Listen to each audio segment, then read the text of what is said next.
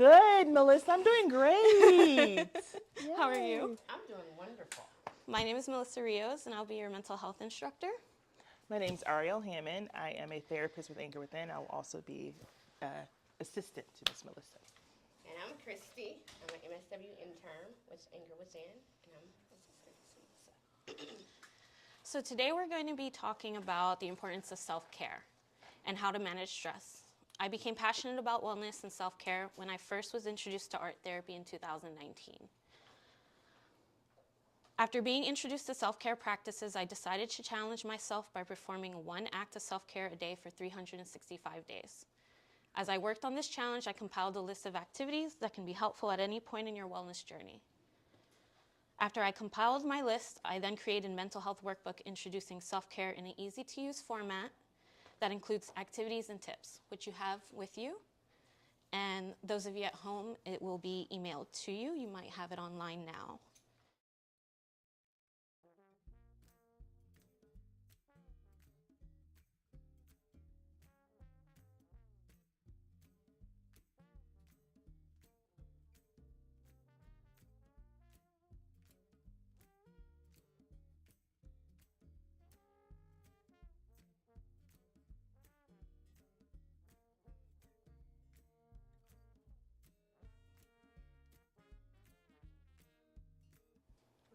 Drawing? Awesome. Anyone else? Do you have any self-care activities you like? Yes, music and dancing Perfect. and singing. Perfect. Cooking and playing with my dog. There you go. My favorite activities are going outside and journaling. So self-care is a preventative tool because it keeps you engaged in healthy activities. Self-care is for all ages and all stages of your life.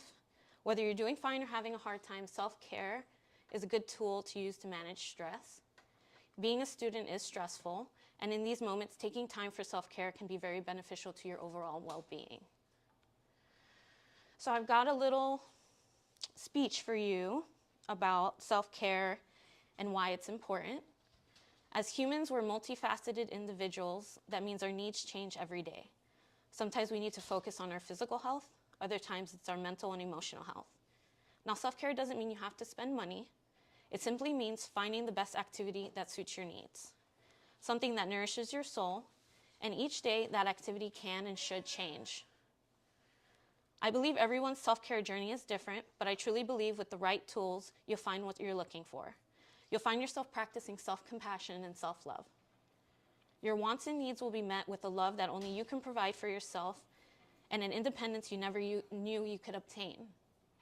I believe to find what best suits you, you need to explore yourself, try things you've never tried before, and take the time to reflect. Ask yourself questions like, how did I feel when I did that activity? How did I feel after? What can I learn from this? One thing I did was think of simple activities and ask myself how I can make them fun. For example, I started adding bubbles and bath bombs to my bath. I played my favorite music when I was cleaning. I dressed up when I was going out to eat. Adding stuff to your schedule that you look forward to can greatly change your mood for the better. I've noticed in this journey that rest is productive. You don't need to earn it, you deserve it. I've also learned that not everyone has a mental illness, but everyone has mental health. You don't need to have depression to experience sadness. And self-care is a great preventative measure to help you in your time of need. Something I've heard is that practice does not make perfect, but creates permanence. So if you continue to practice those same healthy activities, eventually they'll become habits you perform naturally. So we're going to do a breathing exercise. Personally, the most accessible and easiest self-care tip is breathing exercises. Breathing exercises promotes relaxation, is good for stress reduction, and balances your nervous system. So these exercises are perfect when you're feeling overwhelmed or stressed. Okay, so I want you to get comfortable and shake it out. Anyone? No? Okay, so begin by placing one hand on your chest and one on your belly. Take a deep breath and explore which hand has more movement. Most people will notice your hand is on your chest moves more. This is a chest breathing, and when engaging in chest breathing, we're only breathing into the top of our lungs, and we're not getting optimal air exchange. So we're going to try belly breathing. So you're going to breathe in through your nose and let your belly fill with air. Hold, and now breathe out through your nose. Place one hand on your belly again and one on your chest. As you breathe in and out, feel your belly rise and lower. The hand on your belly should move more than the one on your chest. Take 5 full, deep breaths.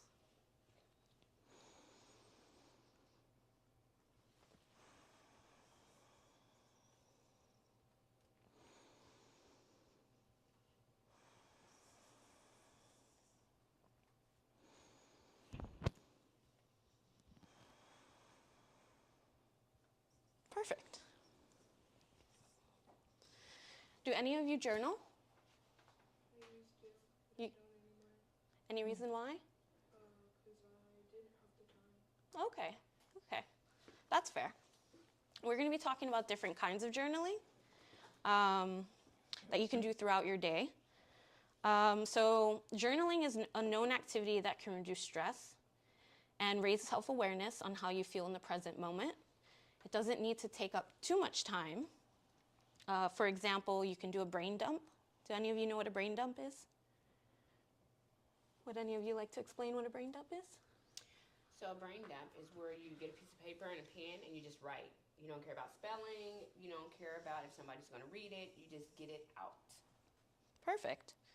You could also do gratitude journaling. Have any of you tried that? Would you like to talk about gratitude journaling? Yeah, gratitude journaling is just writing about something that you are grateful for. And there's a lot of things that can get us upset, especially with global events like COVID and other things that we go through. It can be really hard to be grateful. And so it really forces you to, or just encourages you to like find something in your life to be grateful for. So you just journal and write about that. It definitely helps with your outlook. End of day recaps. You can do that before you go to sleep.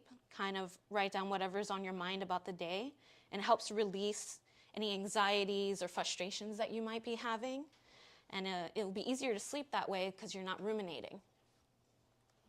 Dream journaling, which you can write your goals and the things you want to achieve in simple steps. To-do lists and daily planners. Would you like to elaborate on that? So I have a daily planner, and I keep everything in it. I'm a student, just like you guys. So I keep all my classes, what homework is due, projects, when the term is ending, when breaks are coming, just everything so I can keep it in order and I can go and look at it every day and know this is what I have to do. So another good one is photo journaling. I don't know if any of you use social media, but photo journaling is fun because you can kind of take pictures of what you're doing throughout your day, create a collage, and then vision boards are to help you envision your future, as well as art journaling. If you feel like writing isn't your thing, pick a day, do a little doodle, maybe do some art based on how you're feeling at the moment. Journaling is good because it helps you release things that you want to release so you're not bottling it up. Okay, so we're going to start with the workbook now. We're going to go through each one. We're going to look at the tips and maybe elaborate through it. I hope that you all interact with it because I don't want this to be a lecture. I would like this to be a conversation. So the first one is acceptance. Accept yourself, study and practice radical acceptance. Does anyone know what radical acceptance is? Anyone? No? Either of you? Yeah? Yeah, radical acceptance is just, as the name implies, so it's just whatever it is that you're concerned about or thinking about that you can judge yourself about, it's just accepting, like, this is who I am and being okay with who you are without judgment, without criticism. It's just fully accepting yourself, but as well as anything or the moment. So if you could be somewhere like now, like, oh my gosh, like this is so boring. Why am I in school in the summer? And it's like, you know what, actually, like this is a great opportunity for me to learn and maybe enjoy my peers or have a good time. So just accepting the moment for what it is. Another way radical acceptance can be used is when you're faced with challenges, a lot of the time we react rather than respond. And responding is when you're making a sound decision on a situation, whereas reacting, you're not thinking it through and you're reacting based on your emotions at the moment. Next is acknowledge and validate your feelings. You can do this by accepting how you're feeling in the present moment and validating those feelings rather than bottling them up or ignoring them. If you don't validate your feelings, that can negatively impact your mental health and your day, and it could make things for the worse. Do any of you have any input on that? Yeah, I think it's really important to acknowledge and validate your feelings. That's a lot of work that I do as a therapist and working with my clients, is to just to help them, no matter how young or old that they may be. It's just to understand what your feelings are and to not push them down or ignore them, but to truly validate them and sit with them and understand what it's like to get through it. Perfect, thank you. Yeah. Acts of service. Have any of you heard about acts of service? Okay. So there's a few acts of service. It's things you do to better improve your life and your day. Would either of you like to start with acts of service? Sure. The first one, the mood tracker. Which one you'd like to elaborate on? Oh, sure. So one is mood tracker. Mood trackers are really cool. You can actually make your own mood tracker with a blank calendar, and you can put in the smiley face of how you're feeling. So if you're feeling happy, you can do a happy smiley face on that day. The next day, so like tomorrow, if you're feeling maybe more angry throughout the day, you can put more of an angry face. And at the end of the week, you can go back and look at your week and kind of see, oh man, I was either really happy this week, or I was really angry this week, or I was really sad this week, or why was I sad on Tuesday? And you can kind of think about that and like, oh, and then the days that you're happy, what did I do so that I'm happy on today? And so it's really cool. There are also apps too that you could use to track your mood, and those are fun. So, yeah. May I ask your name? Yeah. Eloise. Would you like to read number 4? Page 3. Admire your surroundings. Is there anywhere that you feel that you can admire surroundings and help just relax or reduce stress? In nature, maybe, like in the woods. Yeah, absolutely. Thank you, dear. And may I ask your name? Your name? Ace. Ace? Nice to meet you. Would you like to read number 5? Sure. Page 3. Okay.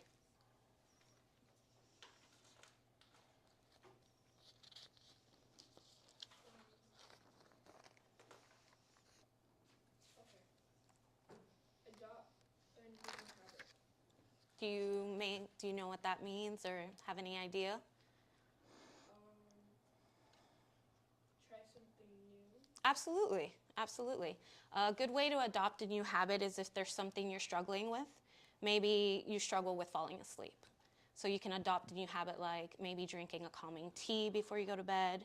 You can also maybe reduce some screen time before going to bed, as well as like stretching, because it's really relaxing to be able to like move your body right before you go to sleep and get that excess energy out.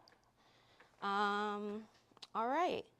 We're going to skip number 6 for right now because we're going to do an activity for that. And let's go to page 5. And we're going to talk about alternative nostril breathing. This is another breathing exercise, which is also very helpful because some exercises you may feel don't work as well for you. So alternative breathing, I'm going to explain it, and then would you like to demonstrate it? Sure. Perfect. And if you'd like to join, that's great. So you're going to be comfortable. Sit comfortably.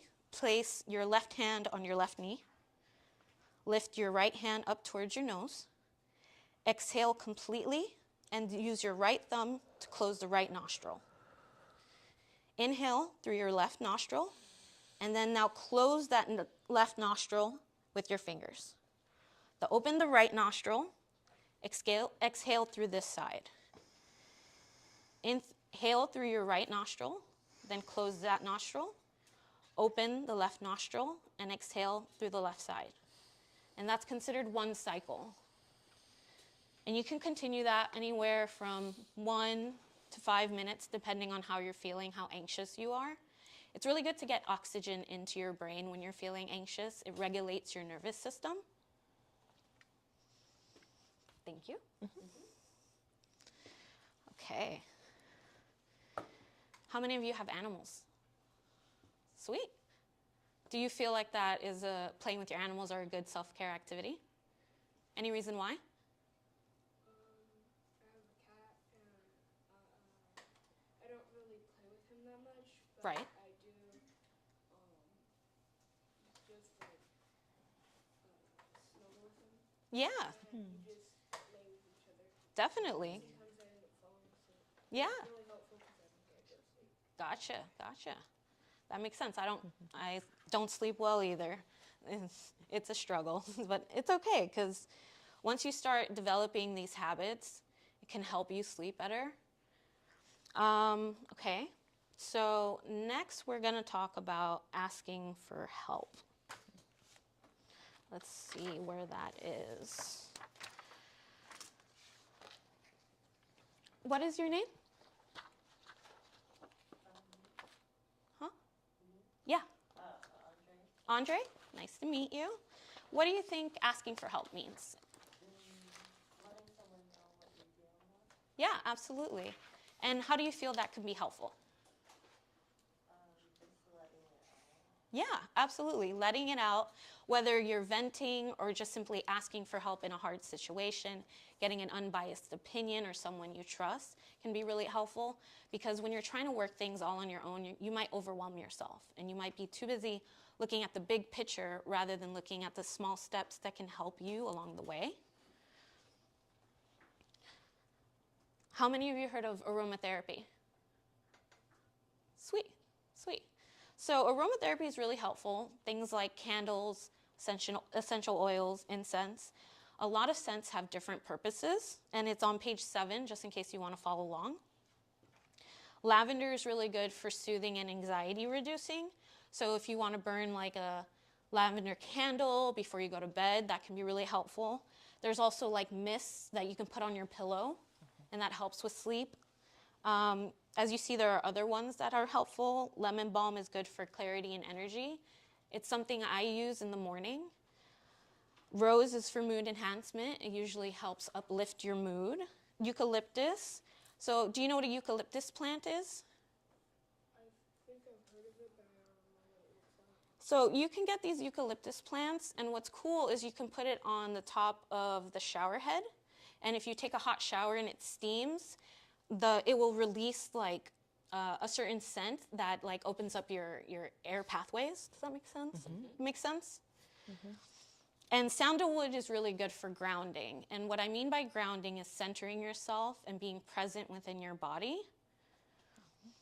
And then, so do y'all involve yourself in arts and crafts at all? Yeah? Okay, cool. I have a little tip.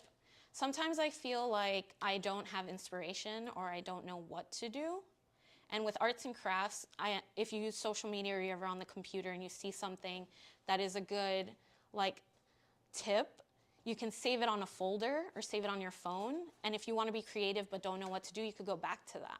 And that's really helpful for me because I'm not very much of an artist, but I do like engaging in art therapy. Okay. Do either of you want to talk about audiobooks? I can. Perfect. So for me, I use Audible often because I don't have a lot of time to sit down and read for pleasure because I'm in school. So on my way going somewhere, if I'm going for a walk, I can listen to a book that I want to read, and it reads it to me, and I can finish books faster. Perfect. Now, would anyone like to describe what their perfect self-care day would be like? Anyone? Yeah. It would be like a day where I did a lot of things that were calming and didn't have any stress or had to worry about anything. Nice. Nice. Any of you? I like what's your name again, hun? Ace? Ace? I like what Ace said. Very similar. A day that would not involve a lot of stress. So that for me would be probably waking up to snuggle my kitty. I have a cat as well. Some aromatherapy. I love scents. So that would be like lighting a candle. Also cleaning, actually. I don't like to clean, but it helps uplift my mood when my house is clean. So now I would clean, probably cook a nice meal, and then enjoy my meal, maybe a show, take a long bath or shower with, again, I like the eucalyptus plant. Yeah. Oh, lovely. Maybe go get a massage. And then, yeah, that to me sounds like a lovely, lovely self-care day. Get my nails done, yes. What would be a perfect self-care day for you? No school Oh, for yeah. starters would be lovely for me. Oh, yeah. And then going for a walk, maybe going to have a coffee outside. Oh, yeah. And just taking my dog to the dog park. Just kind of flowing through the day with no worries. I think the perfect self-care day for me would be being outside. I really just love being outside and being able to take a walk through nature, even reading a book outside or journaling outside, taking pictures. And sleeping in is always really nice. Yeah. I don't have your name. Yeah.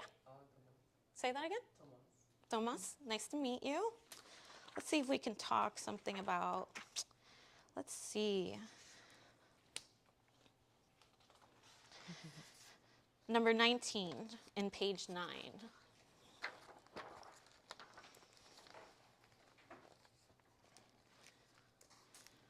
So how do you feel like baking and cooking can be a good self-care activity?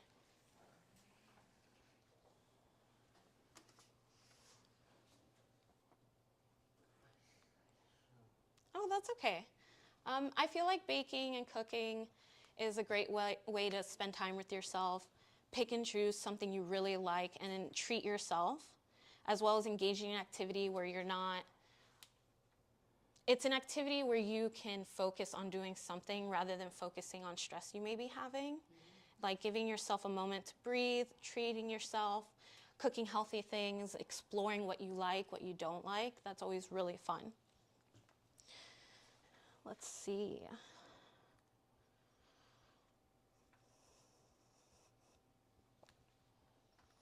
Okay.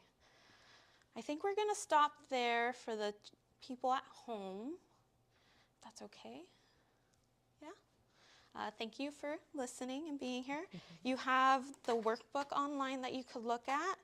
Something else we have in the workbook are self-care schedules that you can go through and pick some activities you want to do throughout the week, as well as rating it, deciding what self-care activities work best for you. Okay. Thank you.